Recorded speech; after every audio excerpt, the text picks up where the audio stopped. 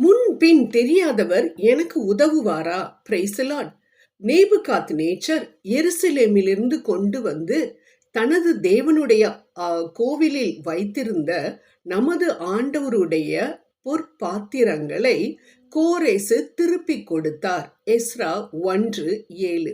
ஆம், யாரோ ஒருவர் எதையோ ஒரு பொருளை எடுத்து கொண்டு போய் வைத்து அதை வேறு யாரோ ஒருவர் திருப்பி கொடுத்தார். இதுல என்ன பெரிய கற்றுக்கொள்வதற்கு பாடங்கள் இருக்கின்றன என்று நாம் நினைக்கலாம். அன்பானவர்களே, இதிலிருந்து ஆண்டவர் நமக்கு மிகவும் அருமையான பாடத்தை கற்றுத் தருகின்றார். அதற்கு முன்பாக இந்த நேபுகாத்நேச்சார் யார் என்று பார்ப்போம். இவர் ஒரு இஸ்ரவேலின் தேவன் அல்ல, பாபிலோனிய அரசன், இஸ்ரவேலின் எதிரி. இவர் ஒரு தடவை யூதாவின் திரு நகரமான எருசலேமிற்கு சென்று அதை கொள்ளையடித்து அந்த பொற்பாத்திரங்களை எல்லாம், தேவாலயத்தில் இருந்த பொற்பாத்திரங்களை எல்லாம் எடுத்துக்கொண்டு தனது தேவனுடைய ஆலயத்தில் வைக்கின்றார். சிறிது வருடங்களுக்கு பின்பாக அவர் இறந்தும் போய்விடுகின்றார். அதே போல அவன் அரசாண்ட அந்த பாபிலோனிய அரசும் கைப்பற்றப்பட்டு விட்டது பெர்சியா அரசினால். இப்பொழுது அந்த பெர்சியாவின் ராஜா தான் கோரேசு. இந்த கோரேசை தான் ஆண்டவர் ஏவி விட்டார். அவனோடு பேசினார். எதற்காக பேசினார்? தனது மக்களுக்காக. தனது மக்கள் இழந்த அந்த சொத்தை, அதாவது ஆலயத்தில் தனது மக்கள் இழந்த தனது ஆலயத்தின் பொற்பாத்திரங்களை திரும்ப கொடுக்க வேண்டும் என்று அந்த பிற மத அரசனுடன் ஆண்டவர் பேசினார் என்று நாம் 2 குறிப்பேடு 36வது அதிகாரம் 22வது வசனத்தில் பார்க்கின்றோம். அந்த விதமாக கோரேசு ராஜாவும் எல்லாவற்றையும் திரும்பி கொடுக்கின்றார். நேபுகாத்நேச்சார் கொள்ளையடித்து கொண்டு வந்த அனைத்து பொருளையும் மக்களையும் திருப்பி கொடுத்து விட்டார் இஸ்ரவேலரிடம் என்று நாம் பார்க்கின்றோம். அன்பானவர்களே, இதிலிருந்து நாம் கற்றுக்கொள்ள அருமையான பாடம் ஒன்று இருக்கின்றது. அதுதான் ஆண்டவர் இன்று நம்மிடம் சொல்லக்கூடிய வார்த்தை, நமக்கு ஆறுதல் தரக்கூடிய வார்த்தை. நீங்கள் கூட ஒருவேளை மிகவும் சோர்ந்து போய் கலக்கமுற்று காணப்படலாம். உங்களது சொத்தையோ உங்களது உறவுகளையோ அல்லது உங்களுடைய பொருட்களையோ யாராவது உங்களுக்கு சேர விடாமல் தடுத்து கொண்டிருக்கலாம். உங்களுடைய அமைதியை, சந்தோஷத்தை, சமாதானத்தை பிசாசானவன் யாராவது ஒரு மனிதரின் மூலமாக அப்படியே அழித்து கொண்டிருக்கலாம். அப்பா அப்பா என்று நீங்கள் கதறிக்கொண்டிருக்கலாம். அன்பானவர்களே, இந்த நேரத்தில் ஆண்டவர் உங்களை பார்த்து சொல்லக்கூடிய வார்த்தை தான் இது. மகனே, மகளே, எதற்காக நீ கவலைப்படுகின்றாய்? என்னுடைய மக்களுக்காக நான் இன்னொருவனுடன் போய் பேசினேனே, அவன் மூலமாக அவன் இழந்ததை எல்லாம், என் மக்கள் இழந்ததை நான் திருப்ப கொடுத்தேனே, அதே போல நீ இழந்ததை நான் திரும்பி கொடுக்க மாட்டேனா? ஏனென்றால் நீதான் உனது பாவங்களை எல்லாம் அறிக்கையிட்டு என்னிடம் மன்னிப்பை வாங்கி நீ எனது பிள்ளையாக மாறிவிட்டாயே. சிலுவையில் உன்னை நான் பெற்றெடுத்திருக்கின்றேனே. நான் உனது விண்ணக தந்தை அல்லவா? எப்படி நான் உன்னை மறக்க முடியும்? ஓ, தேங்க்யூ ஜீசஸ். எப்படி நான் உன்னை மறக்க முடியும்? நீ என் பிள்ளையப்பா. உனக்காக வாதாட நான் தயாராக இருக்கின்றேன். எப்படி கோரேசிடம் போய் பேசினேனோ அதே போல நான் உனக்காக மற்றவர்களிடம் போய் பேசுவேன். நிச்சயம் நான் நினைக்காத, எனக்கு எல்லாமே போயிடுச்சுன்னு நினைக்காத. உன்னுடைய சந்தோஷத்தை, உனது சமாதானத்தை, உன்னை, உன் குடும்பத்தை, உன் பிள்ளைகளை என் கையிலிருந்து யாரும் பிரிக்கவே முடியாது. ஆமேன். யாரும் பிரிக்கவே முடியாது. இந்த நேரத்தில் நான் உனக்கு ஒரு காரியத்தை ஞாபகப்படுத்துகின்றேன். என்ன தெரியுமா? அது எத்தனையோ வருடங்களுக்கு முன்பாக என் மக்கள், இஸ்ரவேல் மக்கள் செல்வதற்கு வழி கொடுக்கவில்லை என்ற அந்த ஒரு காரணத்திற்காக அமலேக்கியரை நான் அங்காரம் பண்ணினேன். சவுலின் மூலமாக கம்ப்ளீட்டாக நான் அழித்து விட்டேன். ஏன்? எனது மக்களுக்கு அவன் உதவி செய்யவில்லை, எனது மக்கள் செல்வதற்கு வழி கொடுக்கவில்லை என்று. நீ என் பிள்ளை அச்சாப்பா, உன்னை எப்படிப்பா நான் விட முடியும்?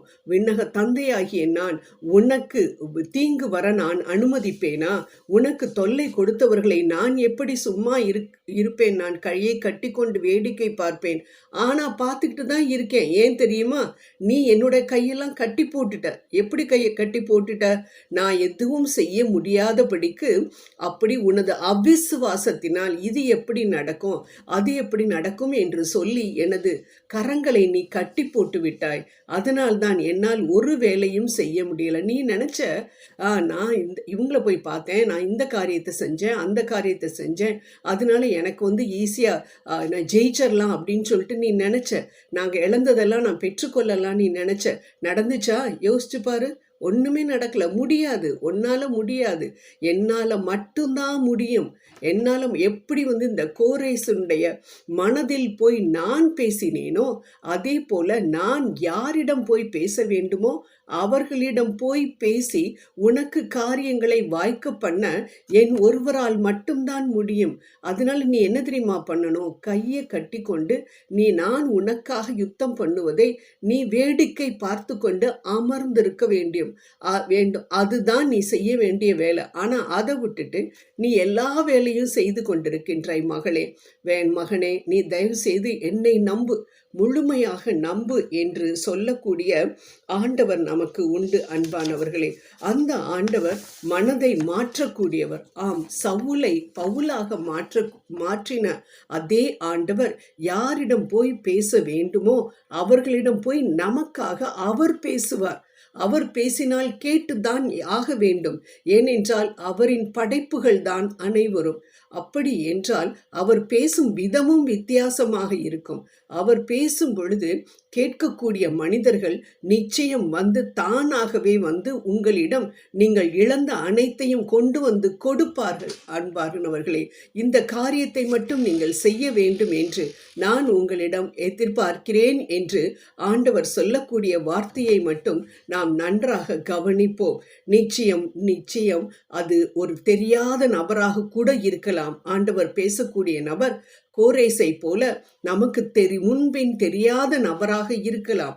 ஒருவேளை அது நமது மேனேஜராக இருக்கலாம், அல்லது அவர் அரசாங்கமாகவே கூட இருக்கலாம். ஆனால் அவர் பேசுவார். நமக்கு உதவி செய்வதற்காக ஆண்டவர் நமக்காக போய் பேசுவார் என்பதில் சந்தேகமே இல்லை.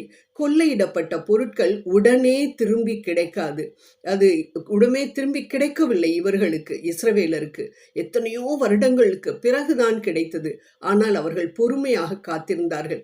ஆண்டவருடைய நேரத்தில் அந்த பொருட்கள், அந்த இழந்த இழப்புகள் நிச்சயம் திருப்பி கொடுக்கப்படும். ஆமேன், ஆமேன். நிச்சயம் திருப்பி கொடுக்கப்படும். அதற்காக நாம் என்ன செய்ய வேண்டும்? பொறுமையாக காத்திருக்க வேண்டும். ஏனென்றால் ஆண்டவர் கொடுக்கும் பொழுதும் எப்பொழுதும் முழுமையாக கொடுக்கக்கூடியவர். எப்பா கொஞ்சம் தான்ப்பா இருக்கு, இப்போதைக்கு நீ வாங்கிக்கப்பா, பின்னாடி நான் தர்றேன்னு சொல்லக்கூடிய ஆண்டவர் அல்ல. அவர் குறைவானவர் அல்ல. அவர் குறைவுகளை நிறைவாக்கக்கூடிய தேவன், பரிபூர்ணத்தின் தேவன். அந்த தேவன் உங்களுக்கு நிச்சயம் கொடுப்பார், உதவிகள் செய்வார்.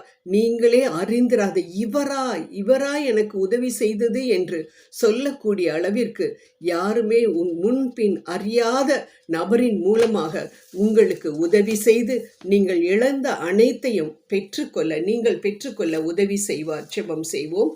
அன்பின் ஆண்டவரே, தகப்பனே, அப்பா, இதோ எங்களது இழப்புகள் ஒவ்வொன்றையும் உமது பாதத்தின் அடியில் நாங்கள் சமர்ப்பிக்கின்றோம். நீர்தாமே தகப்பனே, உமக்கு உரிய நேரத்தில் யாரை கொண்டாகிலும் சொல்லியிருக்கின்றீரே, கொஞ்ச பேரை கொண்டாகிலும் அநேகம் பேரை கொண்டாகிலும் உதவி செய்வது எனக்கு தடையில்லை என்று சொல்லியிருக்கக்கூடிய நீர் அப்படியே எனக்கு செய்ய வேண்டும். இந்த வாக்கானது எனது வாழ்க்கையில் பலிக்க வேண்டும் என்று உம்மை கெஞ்சி மன்றாடுகின்றேன். ஆமேன், ஆமேன், ஆமேன்.